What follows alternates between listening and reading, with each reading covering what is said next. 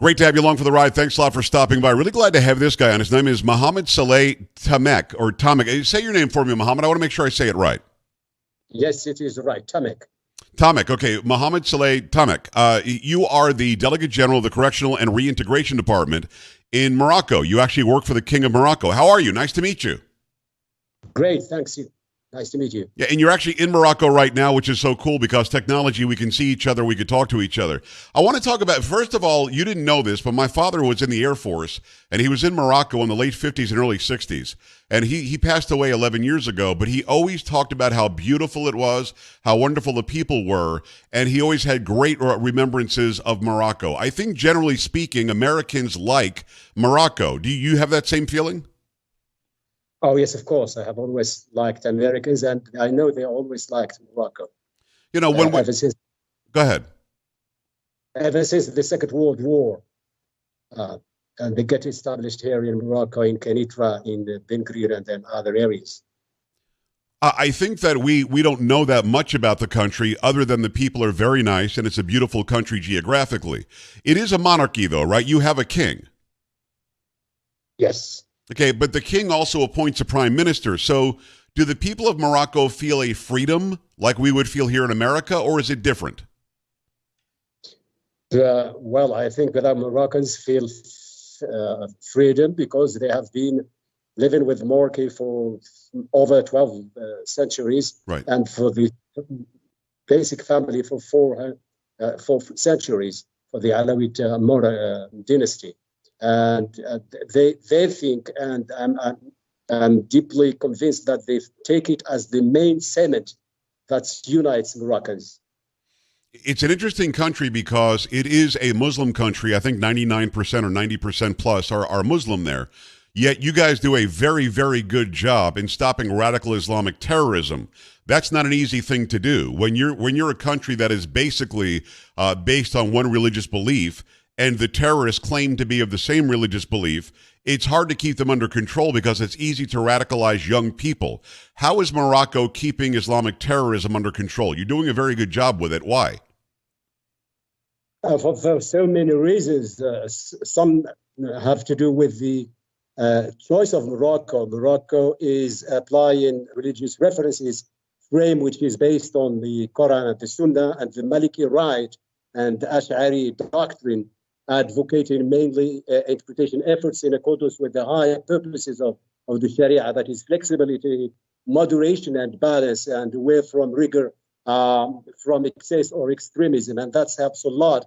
And the Maliki right has always shielded Morocco from extremism and tolerant religious-based movements, extremist movements.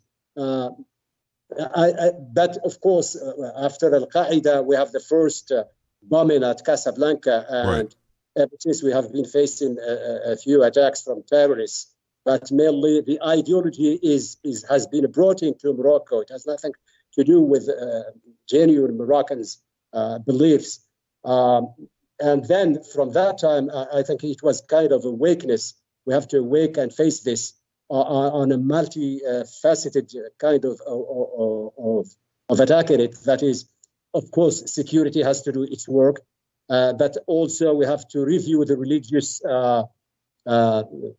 all our religion approach. So we started with reforming the preachers and imams and forming them and training them. We have over 47, now it's over 60,000 imams and women preachers who have been trained with moderate Islam. And we have to also, we created the ulama instance of ifta. And another thing that gives Moroccan what I call the summit beforehand is that the monarchy is in Morocco, the king is a dual kind of responsibility. He's the head of the state, of course, politically speaking. He's the one who nominates the head of the government, as we call it now. And he's also the commander of the faithful. That is, he has the last word in the religious approach, and that helps a lot. That is, we don't have so many people giving his fatwas just as they like. So right. we have under control this. and we have reformed all of this. In addition to that, we went even further to the school books and things like that, and we made them, we took off everything that is not tolerant or that is teaching a kind of extremism. I think, as I said, it's a manifold approach. Right. And I have tried to apply that even in prisons. We have a very unique experience with radicalized prisoners coming from jihadis or Daesh. And we use the experience which we call reconciliation. Right. That is, we take people who have chosen to be trained in this. We have prominent professors in religious approach, professors of universities, psychiatrists, and we have a manifold approach of these people. We have started that back in the 2017, and we have done so far 8 sessions with these people, and most of them has been amnestied. Actually, they are the amnesty of His Majesty the King. So I just want to I want to interrupt if you don't mind. I want to tell people who you are again. Mohammed Saleh Tamek. He is the Delegate General of the Correctional and Reintegration Department in Morocco. He is an appointee of the King of Morocco. So if I'm hearing you correctly, and it's a little bit hard to hear sometimes because it's such a long distance thing, but I love that we're doing this. If I'm hearing you correctly, you're taking radical jihadists and you're actually reforming them. Are you finding that you're able to actually take somebody who is a violent follower of fundamental Islam, like the Hadith, and like the violent portions of Sharia law? You're able to take them and make them more peaceful? Really? Does that work?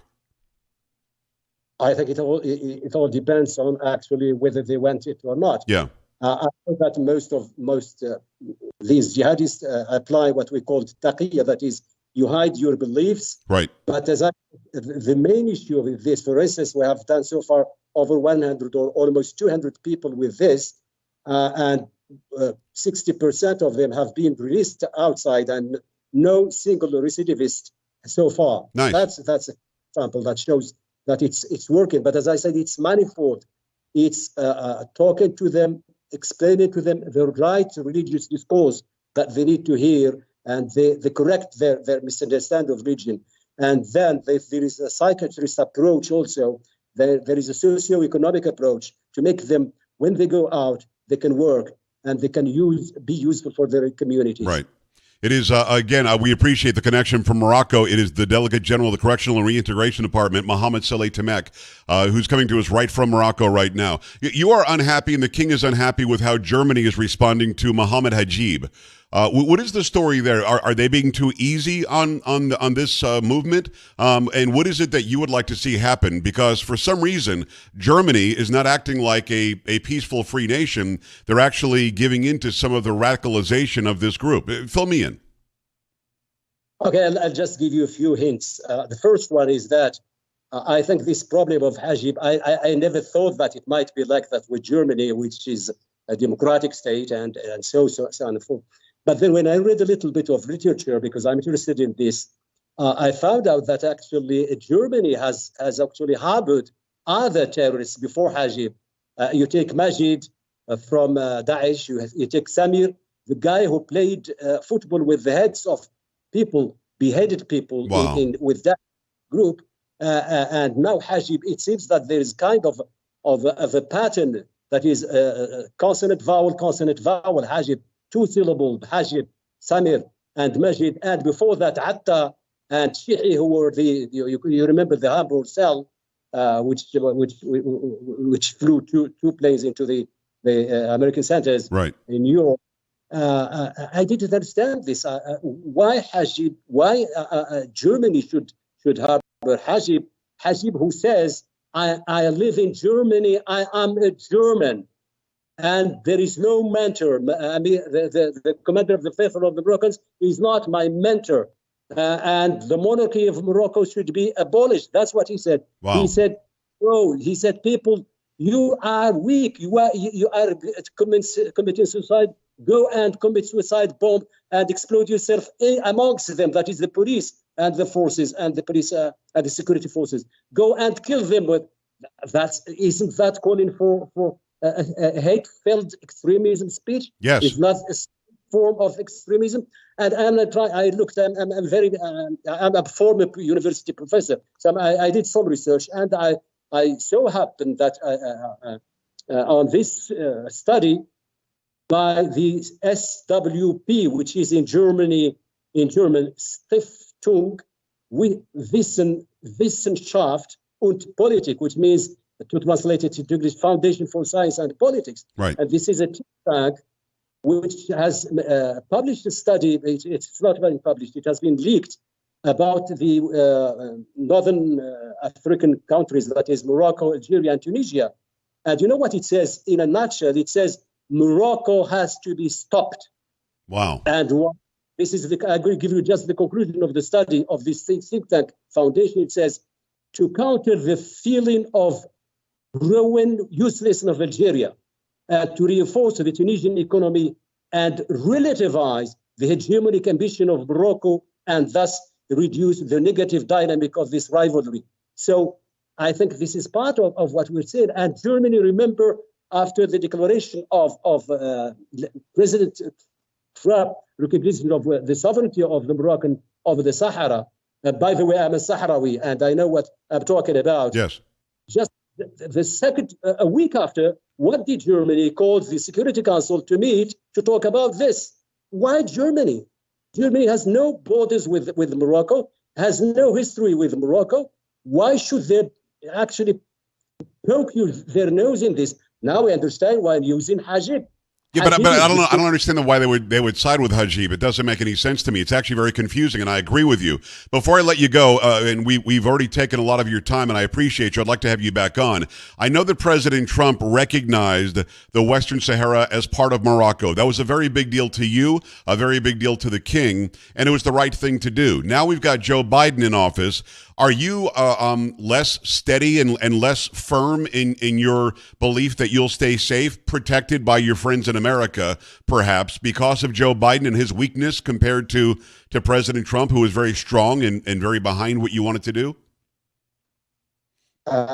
What President Trump has done to Morocco and to the Moroccan king and to the Sahrawis, especially, and I'm a Sahrawi, cannot be forgotten. It has been the most obvious, open-minded guy I have ever known in history about this issue, which has been lacking. I'm not saying a bad feeling. I think when Secretary of State talked about one prisoner or two journalists imprisoned in Morocco and forgot what's going on in Afghanistan, I think there is a problem with that. Yeah, I agree. I wrote to President Biden to congratulate him when he was elected president, because as a student at the University of Delaware, I met him when he was campaigning back in the 90s to be a congressman. And I wrote a letter to him explaining what's happening in the Western Sahara, in the Sahara, the Moroccan Sahara, in Gargarat at that time, and saying, be careful, you have the Muslim extremists and radicals in Polisario, and Algeria is in them. Yes, I don't feel at ease with what's going on. And I think everybody has seen what's happened in Afghanistan. Right. And you cannot be, all people who believe in democracy, in the rule of law, cannot accept things like that. And I think people like ISIS-K and ISIS and Al-Qaeda, if it were to reband, and even the Taliban, would love to do something bad to Morocco. That's why it's so important that there is a strong, moderate Islamic state like Morocco that understands that, threatening death and actually bringing war and death constantly isn't the right answer. Let me ask you one question on a personal level before I let you go. I'm a Christian guy. Would I be welcomed in Morocco? You're always welcome in my home. You don't go to hotel.